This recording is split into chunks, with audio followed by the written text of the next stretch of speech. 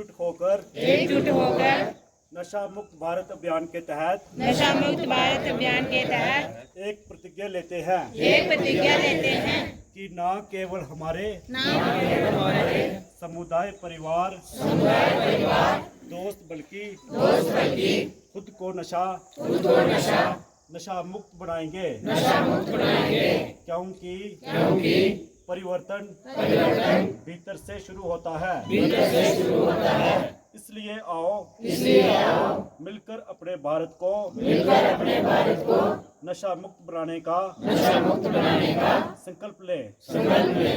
मैं प्रतिज्ञा करता हूँ कि मैं अपने देश को नशा मुक्त बनाने के लिए हर संभव प्रयास करूँगा।